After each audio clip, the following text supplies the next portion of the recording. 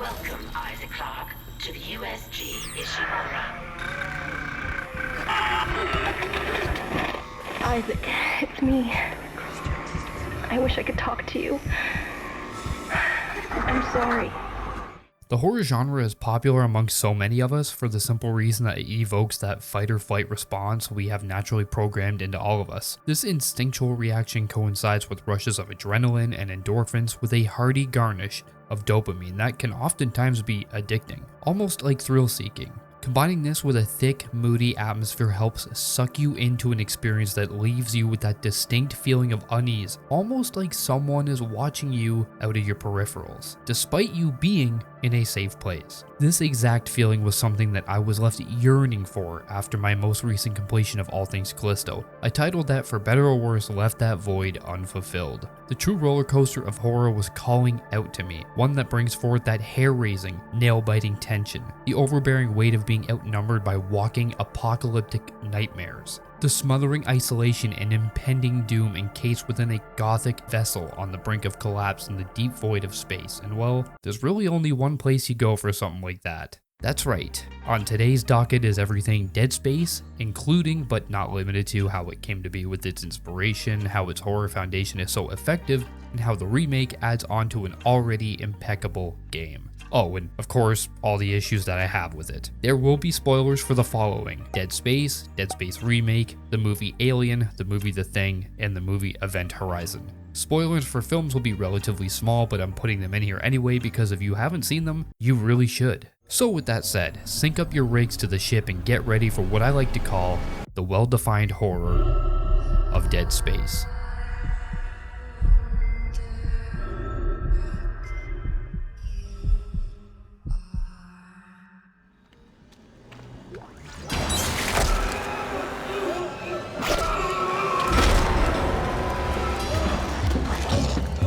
2008's Dead Space unleashed upon the world, much like the necromorphs were unleashed upon the Ishimura. Nobody saw it coming, and everyone was horrified by the contents held within this title. There was chaos in every player's room as they stepped into the nightmares waiting in the unknown. A title that propelled me into a terror-fueled journey that I, let alone the world, was not prepared for. I vividly recall having to listen to Seether's Fake It and Nickelback's Never Again on repeat just as a crutch to be able to achieve victory by drowning out the inhuman screeches and blood-gurgling sounds,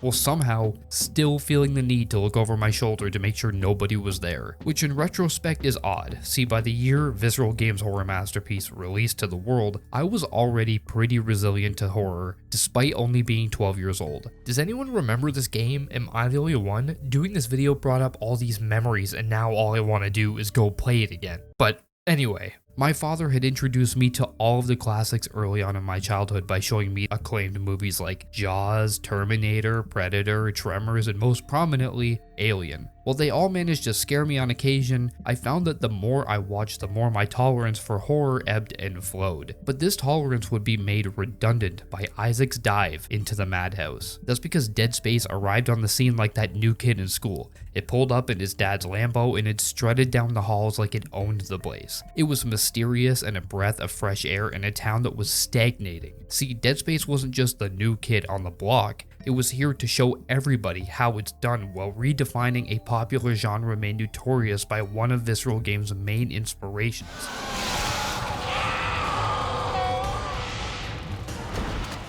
And to get a better understanding as to why Dead Space rose to its stature, we first have to look into its inspirations and how it shaped a title that was initially supposed to be something entirely different. As if Capcom's Resident Evil 4 couldn't get any more praise, it just so happens to be inadvertently responsible for the conceptualization and development of Dead Space. Visceral, formerly known as Redwood Shores, were in the initial planning phases of starting work on a third game set within the System Shock universe, but when Resident Evil 4 launched, it showed those eager developers how a new survival horror title could be done, thus taking inspiration from their third-person gameplay, oppressive atmosphere, and evolving parasitic enemies. By following this foundation set by Capcom, Visceral were able to go in and improve on every aspect by upping the gore, providing a more effective claustrophobic experience, mobility while shooting, and employing strategic gameplay in combat through their whole unique dismemberment system. What made the fourth mainline installment of Resident Evil so effective is that it redefined third-person action. Previous outings were all from a fixed camera angle, only seeing a tight over-the-shoulder viewpoint become the norm we see today because of a game called Resident Evil 4. But it also had an impressive graphical presentation that was bolstered by the oppressive atmosphere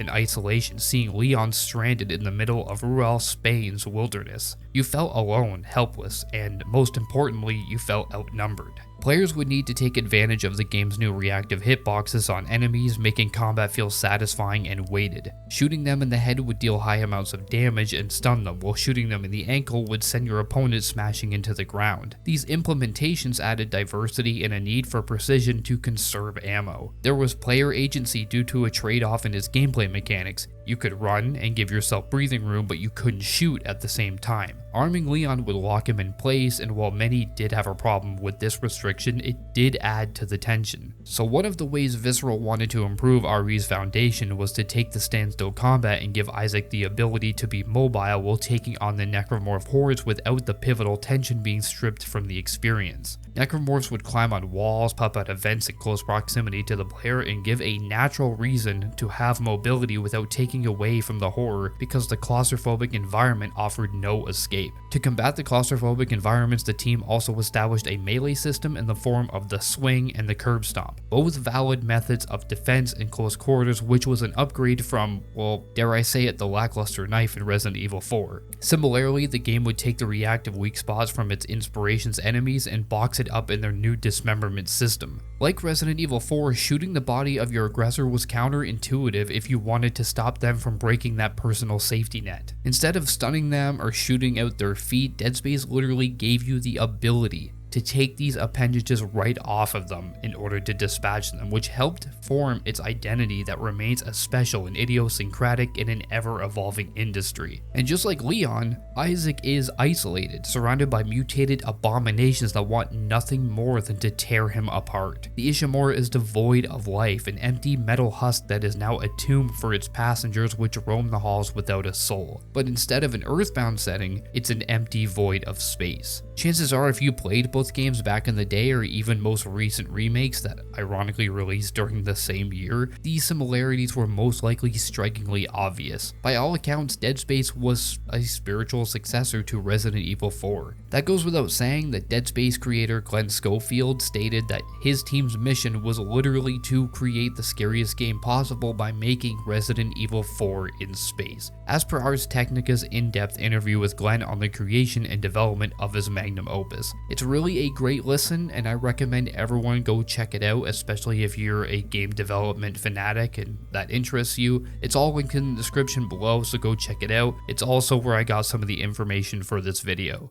However, not all of Dead Space's influences were from the world of gaming. In fact, a bulk of its stylistic and thematic inspirations derived from motion pictures, primarily John Carpenter's The Thing, Alien, and Event Horizon, each playing a specific role in building the fundamentals for the core experience. The Thing is a genre-defining, enticingly disturbing romp of full-scale mutilation and body horror as the survivors slowly become victims to a body snatcher-like alien organism. No doubt the driving force behind the design and creation of the necromorphs, distinctive by their distressingly inhuman forms with elongated limbs. Alien brings in the sci-fi claustrophobia and hopelessness, a film that revolutionized sci-fi horror by not only subverting the audience's expectations, but by having everyday blue-collar workers at the helm instead of the typical teenage cast that predominantly made up those casts in such movies. They were just simply space truckers trying to complete their job and get home before they're thrown into a desperate life and death situation once an alien creature gets loose aboard their ship. The situation is only exacerbated by a lack of trust and shaky loyalties among the crew. Dead Space preys on that stranded in space trope that has been done to death by this point. However, the connections go beyond that. Isaac Clarke is just an everyday Joe Schmo working within his chosen career. He's not a soldier, but rather a survivor and an engineer that uses his wits to survive, much like Ripley but without the engineer part. Event Horizon is really where the evident similarities and influences come into frame though. A Lovecraftian film with industrial and gothic visualizations propped up by a crew that suffers from malevolent paranoia-induced hallucinations while investigating a ship thought to be lost. There are many instances of Event Horizon style rubbing off directly into Dead Space, with things like the arching ceiling mounted chairs, the rugged equipment, the ship design, and the gravity drive that looks oddly like the asteroid you jettison from the ship in Chapter 7. It's all here, but with its own irregular architecture. But the plot is kind of a different story. At times, it bears a striking resemblance to this game. Let's see, a repair crew boards a ship with an engineer, hearing a distorted vocal channel, mind you, before they even land.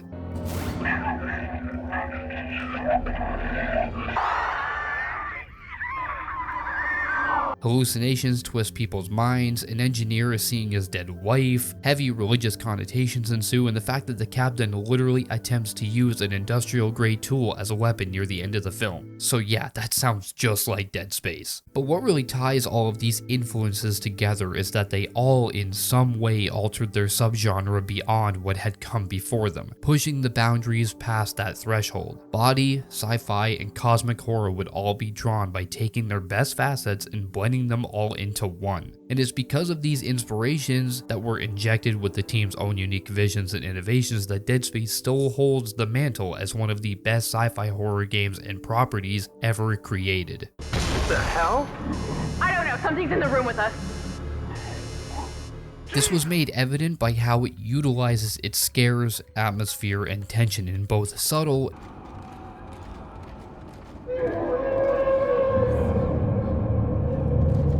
and not so subtle ways.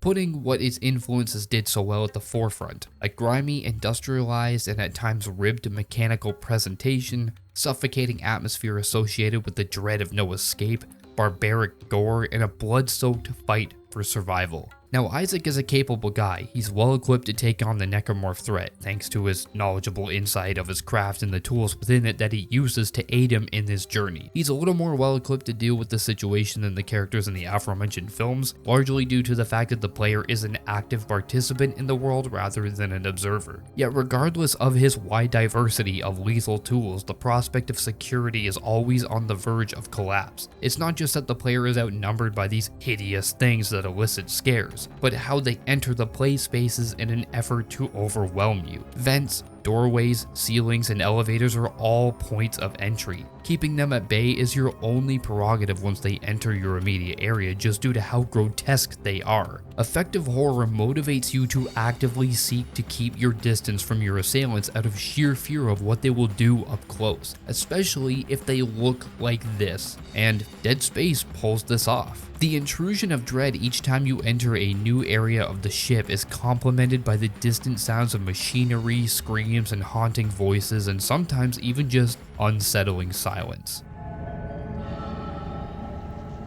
The audio was designed in such a way to make it as unpleasant as possible, even with its ambience. Not one part of the ship has this satisfying audio feedback you'll find in other games, nor do the enemies really. It all evokes apprehension with how foreign it feels. Some rooms are really loud with roaring machinery. Doors whip with harsh metallic scrapes, and the disembodied voice of the Ishimura systems is cold. Decontamination sequence activated. Please stand by. The colossal machinery is both imposing and ominous. Sometimes these audioscapes drown out the ability to be able to discern whether something is in the room with you, which has you running around with your eyes glued to the back of your head. This is especially evident when roaming the game's various zero-G environments, which suppresses the audio altogether. The uncertainty of what waits you around every corner remains a prevalent thought as you traverse deeper into Isaac's hell. The game isn't afraid to just nonchalantly throw new enemies gaze at you without any warning. There is no formal introduction, they just kind of stroll onto the scene with a lust for blood, and it's up to the player to be able to figure out how they work before they are thrown into the mix later on. All of this follows a no cutscene rule, wherein the devs made it a point during development to limit the player's ability to catch their breath and let their guard down. Cutscenes add a cinematic flair that can't always be replicated with gameplay, and it also lets players have a break, even if minimal. But Visceral Games said to hell with that and made what could have been cutscenes memorable gameplay moments, i.e. the cinematic tentacle sequences and the auto defense turret sequences. This in turn left you feeling vulnerable 90% of the time. The remake sneaks in some brief cinematics, but one of them specifically ups the horror, so it works. There were no safe rooms like in Resident Evil 4 either. Save stations are mounted on walls out in the open where preying necromorphs can cut you down. These moments in other games offered a safe place, but there is no such brevity to be found here, only relentless, foreboding tension.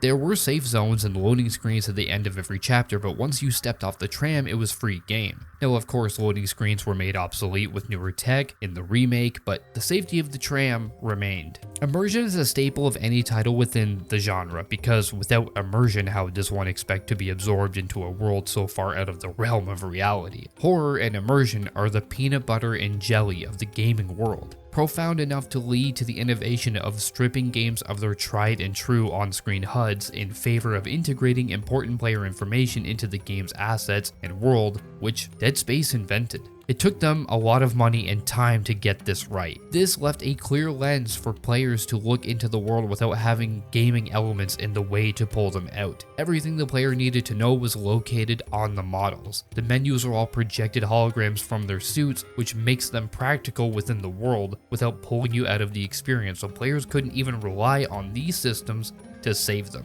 But I guess you could still use the pause menu. All of these elements play a pivotal role in its effectiveness in creating a truly heart-pounding experience, and that's why this game scared me so deeply as a 12-year-old kid. But who am I really kidding? All of these years later, and the remake still does the exact same thing.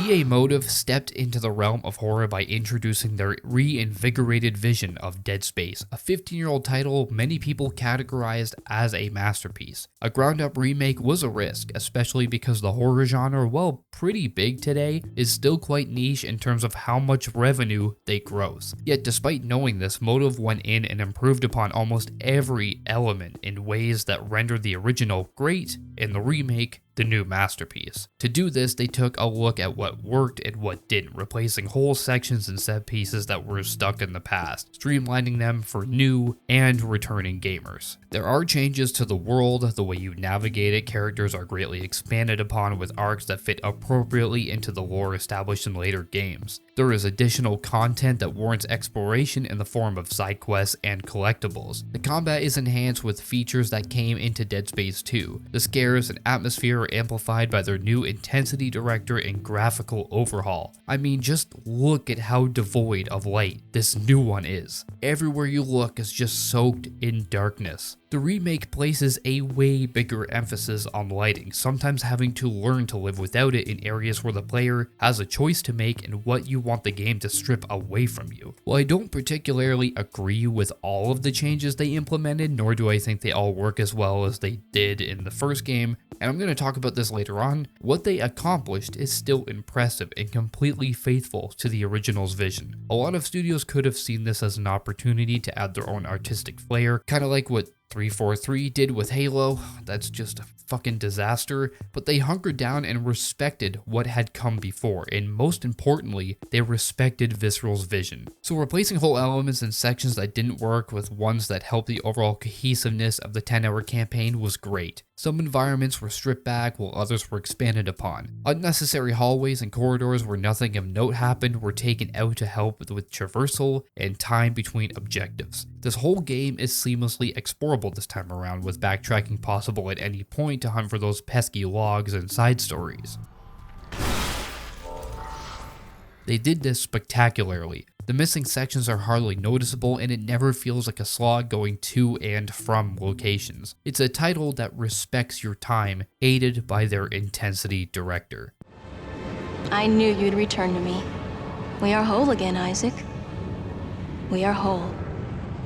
In the original, once you cleared an area of the map and concluded the objective, you could kind of freely roam that area without fear of being attacked because the player had progressed enough to trigger all of the enemy spawns. But it doesn't really work like that here. There are still predetermined spawns, much like the first one, but now there is a level of unpredictability. Motive built an in-house AI director, much like the ones that you can find in Left 4 Dead, where it monitors what the player is going through and using that algorithm to determine what it should send at you next. It's more or less a system designed with the intention of keeping every player on their toes by having over 1,200 unique possibilities, from something as simple as minor audio cues to more brash outcomes like enemy spawns matched by the lights going out. I can't specifically say whether or not the 1,200 unique events was actually true with what they stated, because there was just no possible way of being that meticulous to pick that out, and sometimes it's hard to know if the sound you just heard was pre-built into the game or the director playing tricks on you. Regardless, no matter where you are or what you're doing in the ship, you never feel 100% safe enough to let your guard down. It's a genius idea that improves the overall quality found here.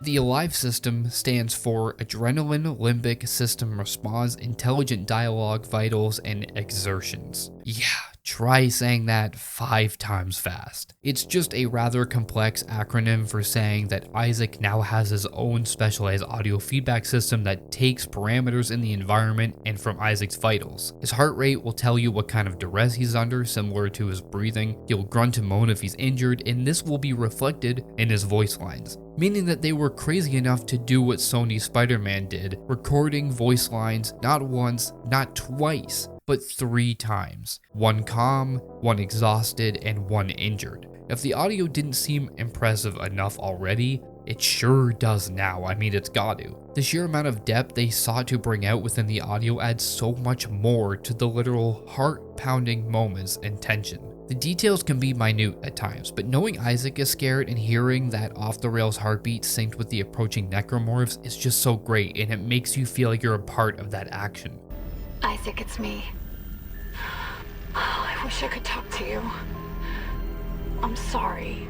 Now, what the remake did differently right off the top was focus on a missing component in its first iteration, a voiced protagonist. I get the original's intent was to have the player fill the role of Isaac so they could feel like they were the ones enduring everything, but it really felt at odds with the urgency and the plot. As if the guy wouldn't be talking in moments that could save him otherwise, or be talking to his wife when he finally finds her. In the OG, he was just used as a typical errand boy, being told what to do at every turn with exposition. Remake Stoic Engineer has a personality and actual spoken lines, which I honestly didn't think was going to work pre-release, but what can I say?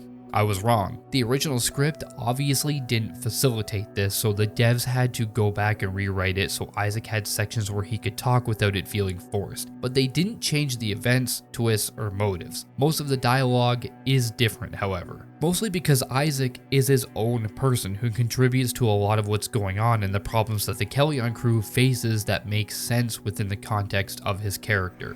They're out of fuel. The centrifuge is offline. We're tethered to a 4 trillion ton payload. Without the engines, it's dragging us down to the planet. Can you handle it alone? Sure.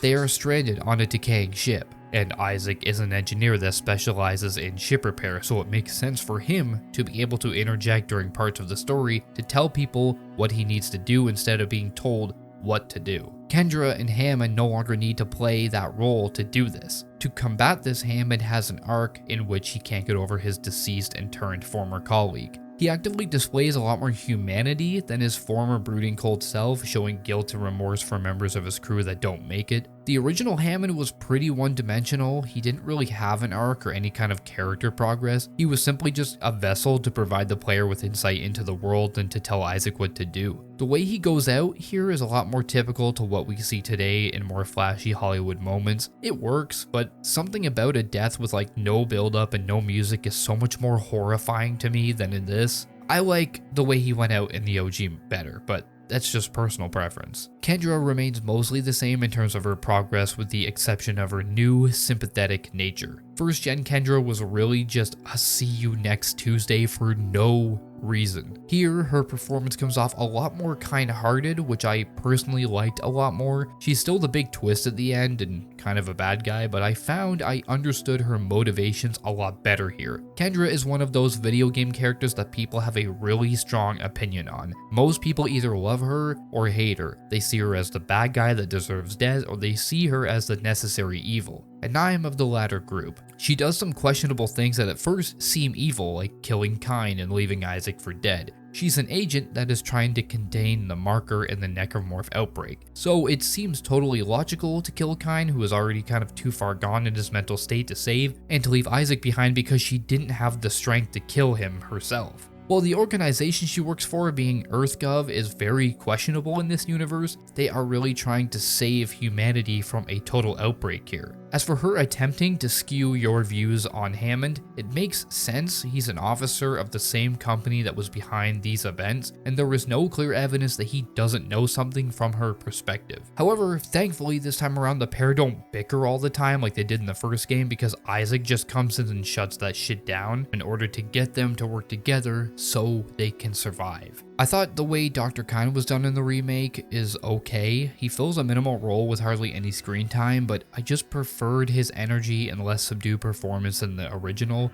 The church, they think the marker is divine, but they don't know what's happened here, what's been released.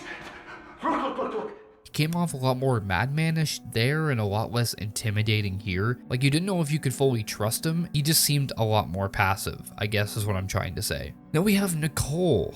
Poor, dead Nicole. Isaac's former wife. She really had no story or presence in 2008. We knew she was a doctor that got assigned to the Ishimura and that it was a lucrative move for her, but aside from that, we didn't really know much about her nor her role she played during the events prior to your arrival. She was more used as a tragedy of woe and another twist, though it was effective. When she did make physical appearances, her tone and dialogue seemed a lot more inconspicuous, meaning it was hard to decipher if she was physically there or not.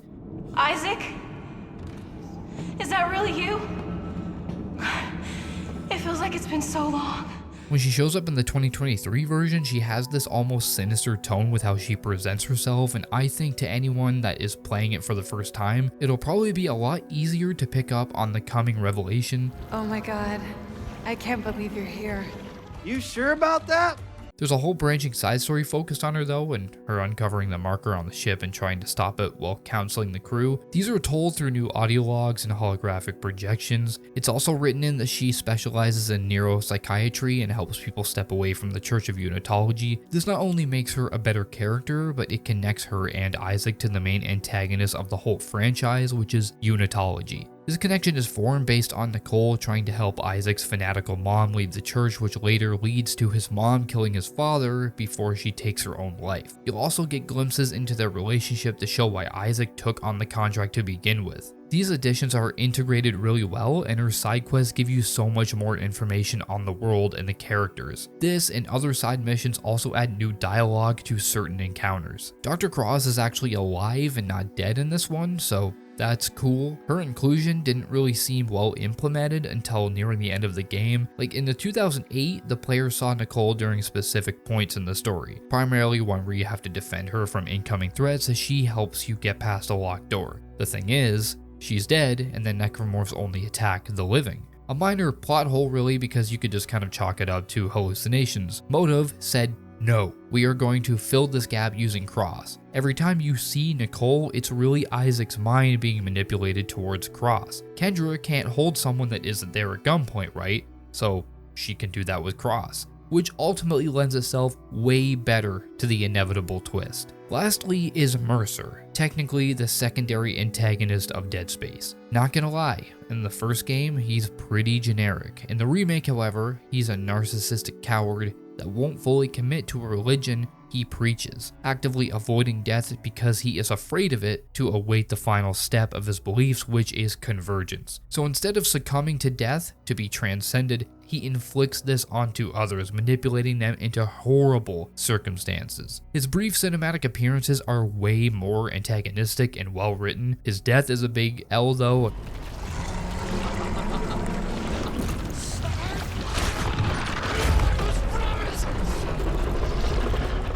For a guy so afraid of death, it would have been way more satisfying to see him go in such a bloody way instead of being crushed by a tentacle. I mean, I get the themes of him dying with his religion, but I digress. It doesn't really matter. Most of how they adapted the story fits well into the lore and the unfolding narrative. Not all of it blends in so well though. There are a few instances where the writing rears its ugly side. These are relatively few and far between. Hammond and Kendra telling Isaac that Nicole is probably fine because she's a doctor, so she will do the smart thing. Sounds weird no matter how many times I hear it. Like, they just couldn't have worded that any better. I'm sure Nicole's okay. She's a doctor, right? She'll do the smart thing. Yeah. The entirety of the intro was better suited in the 2008 version. Kendra and Hammond's interactions are a lot more organic. They seem at odds with each other, and you can clearly understand their authority over Isaac. In 2023 though, Hammond comes off a lot less authoritative, and his writing comes off a lot more exposition based. The whole cast performance-wise could have been better too. I mean, no one is flat or emotionless, they just kind of lack that gravitas for a situation they are in. Isaac casually brings up after the initial attack that he thinks that necromorphs are actually the crew because they are wearing crew uniforms, but he says it in such a calm demeanor when any rational person would be freaking the fuck out. This same tone is mimicked by the rest of the cast the entire game. Both Hammond and Kendra had logical, panicked reactions in the prior opening. We ran into more of them on the way over here. Are you okay? More what? What the hell are those things? Is that the crew? Keep your voice down. Whatever they are, they're not friendly, and half the doors on this ship are locked because of the quarantine. They're everywhere. Shen, is he, He's gone. Nothing I can do. What the fuck are these things? The ones I saw? Some of them were wearing Ishimura uniforms. They're the crew? How the hell can they be the crew? It also gave way to the opportunity for Hammond to flex his leadership abilities and show how well he works under pressure, and it doesn't really ever happen here. It's kind of just missing.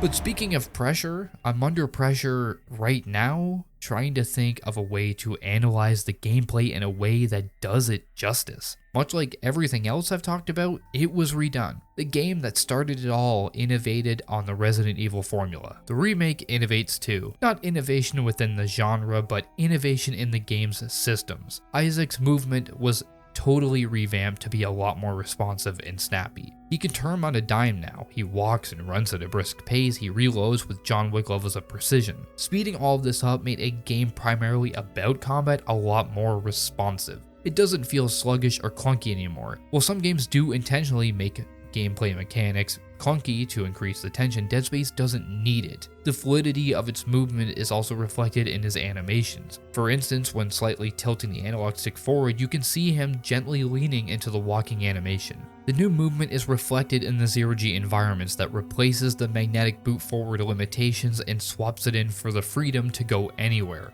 From a design standpoint, this inclusion makes sense, especially because later games made it a main feature, but I often found the environments are so tight and so heavily detailed that it was disorienting at times to navigate them. This freedom takes away from the horror and vulnerability in these sections as well, simply because necromorphs don't have the mobility that you do. So they throw some projectile-based enemies in there and ones that can jump to and from surfaces, but for the most part, I could just ignore them, finish whatever I was doing and leave the area because I had the advantage of 360-degree movement, while they didn't. Shooting is really the name of the game though, and it's not bad. It's actually pretty good. It's about on par with the original, just a little bit better. All of the guns have good feedback, and I especially appreciate the remake made each gun viable now. Like the flamethrower and pulse rifle and force gun specifically were pretty useless in 2008, and carrying them around just used up precious inventory space and dictated ammo drops. Each weapon in the remake has a best use case scenario even before taking the new alt-fire modes into consideration. The pulse rifle's vertical barrage of bullets in 2008 was an odd and ineffective way to use your ammo, even if it did look pretty cool. Now it's a grenade launcher, ideal for larger groups. The line gun is a more powerful plasma cutter with the ability to lay wall-facing lasers. The table saw blade launcher thing known as the Ripper has a secondary fire that ricochets blades through multiple enemies. This is not a fan favorite, but I love this weapon. I use it every run. The flamethrower is actually deadly, believe it or not, and it has an area of effect burst, so you don't need to spew fire at one guy for 30 seconds anymore. The force gun literally rips the skin off of them now instead of knocking them down over and over. The contact beam is still OP as hell, but it's amazing. Blasting these guys into oblivion and then charging it up for a burst of energy attack that paints the walls red never gets old, ever. But the GOAT is still the plasma cutter with no alt fire mode. If you do a run without this thing, I think you might be clinically insane. Upgrading all of these gives way to increased damage, more rounds, faster reloads, nothing really out of the norm, but once you upgrade one to completion, you'll be able to find schematics for additional slots to get the maximum potential out of them.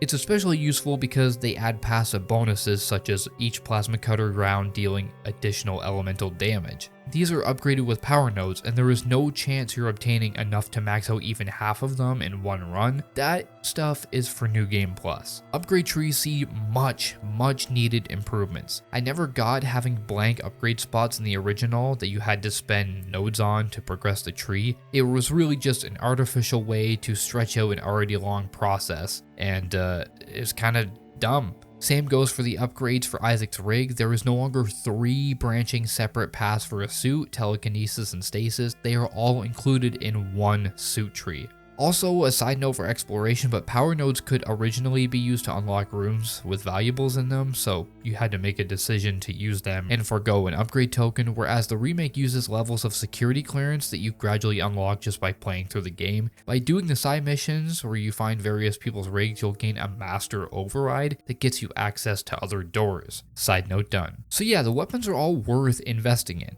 but the real impact of the combat derives from the peeling system. It's absolutely wild to me that we have the technology to be able to show real-time anatomical destruction in our games. Like, what? Doom Eternal innovated on this in 2020, seeing its demons depict real-time destruction to give the player a visual inclination of how much health they had left in just such brutal fashion. Dead Space Remake expanded upon the foundation, which would be put to shame with the release of Dead Island 2 last year. Flesh gives way to muscle, which gives way to bone, and once that is exposed, you can take the limb clean off. Explosions will completely eviscerate them, whereas fire will burn away their outer layers. If you think about it, it's quite disturbing that systems like these exist to the extent they do, but what can I say? It's awesome. I think it's because of this system though that the necromorphs don't seem to be as aggressive in the remake. Having recently played and beaten both of these games, I can safely say that the amount of times that I got rushed on normal in the original far outweighed how much it happened in the remake. There's no concrete evidence, but it would make sense because if they ran at you all the time in the remake, you wouldn't really be able to see the peeling system all that much for something they spent so much time on. The change in AI behavior was noticeable though. Now, impossible mode is a different story. Trying to do that in the remake, they seem to be very aggressive there, just not so much on lower difficulties. It wasn't until the second installment in the trilogy that telekinesis became a way for Isaac to use it as a method of combat, picking up slashers' claws and shooting them back into their abhorrent forms, sometimes even impaling them into the surrounding environment. It's an inclusion that gives you way more options than a way to conserve ammo. I'm currently playing the game on impossible mode right now, and this helps so much. Not only because of ammo conservation, but the amount of damage it deals triples what your weapons can output. It's to a larger extent more useful on repeat runs because if you know a wave is coming, you can collect certain items in the environment as an extremely helpful advantage. If you incorporate this with stasis, well, you have a recipe for success. Slowing down enemies during larger encounters is going to save you health and peace of mind. I never really considered the boss fights in the initial Dead Space all that riveting outside of like the last one. The first Leviathan fight looked incredible, and as far as challenge goes, it was almost non-existent. The second encounter, where it used a turret set piece, I thought the concept was awesome, but the aiming needed a lot of tweaking, and again, hardly any challenge. They made improvements to the boss fights with the enhanced movement, and they scrapped the auto defense turret sections altogether, which many people hated originally, so it was probably a good idea for them to do that. I feel like I'm in the very small minority of people that were disappointed in the fact that they got rid of them. All they needed was some timing and aiming sensitivity improvements. Like I said, they're probably smart to do it, but that doesn't stop me from being upset about it. The thing is, in the remake, I found all of the bosses to be miles easier. All you really need to do is float around in zero-G, dodge some tentacles, and fire your guns, or use the HUD-based turrets that don't take away your mobility. Even the Hive Mind boss fight with the new attack didn't really pose any real threat to me. You walk back and forth, shoot, you walk back and forth, shoot. Those cinematic gameplay sequences where Isaac is being dragged or hung upside down are still here, and they are done better, absolutely. There's a lot less slang than the original, making it easier to hit the weak spots, which I appreciated because I wasn't a huge fan of them before. This is honestly probably the only hard part of the final boss though, and the only way you'll probably die from it. That's just kind of the nature of the game. I get they didn't want to change them up too much because they were big staples of the first game. I do, however, think that they could have upped the stakes just a little bit more. At least with the second Leviathan fight, you had to contend with tentacles, explosive balls, and oxygen, so it at least made it a little more tense. Calibration complete. For players that are keen on seeing a game to 100% completion, or just people who want to do repeat runs, there are incentives to do so, as well as new additions to the enemy lineup. I didn't realize this on my second run, but there are tougher looking necromorphs that are exclusive to the remake, dubbed the Phantom Necromorphs. They resemble enhanced necromorphs, but they have more of a purplish hue and they take way more damage. You're able to unlock a new suit that isn't really worth it in my opinion, and lastly you can search for new marker fragment collectibles that offer up an entirely new ending. So really there is enough here to warrant sinking at least 30 hours into it. Unlike the original, Impossible mode is unlocked from the get-go here instead of having to beat the game on hard first, a mode that gives you one life and one save only throughout the whole game, earning its name. If you are crazy enough to do that, you'll unlock the burnished suit and the foam finger gun. The burnished suit is pretty disappointing as an unlock considering the OG had an awesome red suit. It would have been way better to see replicated here. Personal preference though, really, I can't speak on the foam finger because I just can't beat the mode. It's too hard and too scary for me, but the foam finger looks like a lot of fun. There are still some additional comparisons, and I'm looking at my notes realizing I still have a lot of things that I wanted to bring up and compare, so instead of going super in depth with these, because I don't really require it, I'm just gonna kind of go throw them out there. I'll start this off with the good. That includes also small details that weren't present in the OG. The interior environments for the Ishimura were a tad bit repetitive in the OG. A lot of them looked very similar in design and color. The remake does add some diversity in the design, colors, and set dressing and lighting to each area, making it feel just a little bit more distinct. Your total ammo count is now actually displayed in the weapon select menu, so there's no longer a reason to open the full menu to be able to see this like it was necessary in 2008. This remake got rid of the spacewalk section that takes place in the crew deck during chapter 11. You had to run around in zero-G trying to kill enemies and retrieve a part that was just annoying. They threw too many foes at you, so you had to either have an oxygen tank stacked on you, which I didn't, or you had to run around back into a pressurized room to replenish it and then venture out again. It was poorly done, and I'm just glad it's gone here. Button prompt grab animations happen way less frequently in the remake. This can be good or bad depending on who you are, but I found doing it helped combat flow a lot better. It still happens, just nowhere near as much. There is visible distortion in both the audio and the skewed vision when Isaac stands close to the marker in the remake at the end of the game. This makes sense because the closer you are to it, the stronger its signal and influence is. This makes it feel a lot more intimidating and evil than it previously did because all you really heard when you stepped around in the original was some minor chanting. Isaac gets soaked in blood when fighting and water when he's transitioning from zero-G. Blood and ammo clips will float in zero-G sections as well. Nothing crazy, but those elements I really appreciate. Now onto the bad, and some are just a weird lack of quality. The asteroids in Chapter 7 that you have to break down in the smelter explode when they're launched into the beam instead of getting broken down organically like they did in the original. Very small, doesn't make a difference. I just found it weird. Hydroponics. God, hydroponics. It's one of the worst chapters in the whole game. No, it is the worst chapter in the original, and they mostly left it untouched in the remake, which I found very disappointing. It's not that the setting is bad. I really like how different the atmosphere feels with the fake ambience of the rainforest. That's awesome. Really like that. What I don't love so much is having to go around all of these different corridors to find 8 Weezers and kill them all the same way. And not only do you have to kill them here, now you have to watch an animation every time you do it. It's incredibly repetitive, and mixing it together with the new zero-G moments here just make it way less enjoyable than it already was. This one is kind of redundant because there's no need for a main menu anymore. The game loads you into your latest game save right up from boot up. With that said, the original menu was so well done, setting the tone before you even pressed play. There were voices and Nicole would occasionally show up. There was some unsettling detail that isn't here for obvious reasons. I just kind of wish they could have thrown some of this into the boot up menu. Again, not a big deal. Bugs. I found more bugs in this game than I ever did the original. 2008's game was a pretty clean launch if I remember correctly, but the remake has some strange ones. The camera gets stuck on the save stations, Isaac's animations just freeze occasionally, and the only thing that fixed this for me was going to the dashboard and then back to the game. A few enemies spawn inside walls. Most of these happened very rarely, and I think they patched it because I didn't have any crashes this year, but the locked animation happened 3 times during my 10 hours, mostly when I was using the contact beam, so I feel like that has something to do with it. Alright, last complaint, the end jump scare. You probably all know where I'm going with this. It's just not as effective. Classic Nicole comes into frame so inorganically, it's spine tingling. The way she moves is very inhuman and fast, plus the scream is just better. In the remake, it just kind of happens. She like reaches over to hug Isaac and then the credits roll. That's kind of it. So yeah, those are my complaints.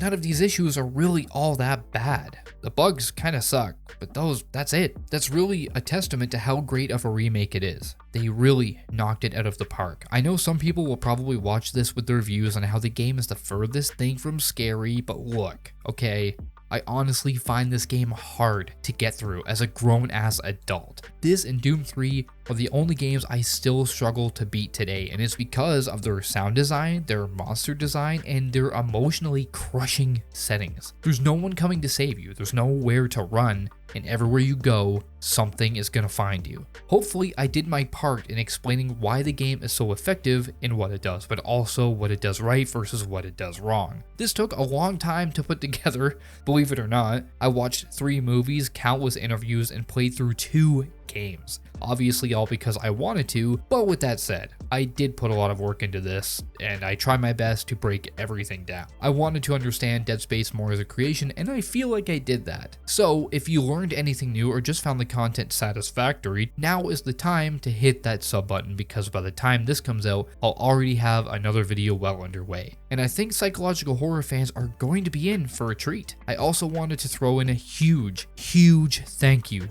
to everybody that has subbed, commented, or supported the channel in any way. Reaching 1,000 subs is amazing. I never personally ever saw that happening in my life, but I'm proud of the small community that we have here. The support and feedback I get from you guys is really what keeps me wanting to make this content and step out of my comfort zone. I try to respond to everybody's comments as well. I may not get to all of them because sometimes there's a lot. Don't take it personal if I don't respond to you. It's just because, well, sometimes YouTube is bad at telling me that I got new comments. Also, I try to do my best with the time I have. But look, I've talked enough. It's time to log off. Good night and good lunch.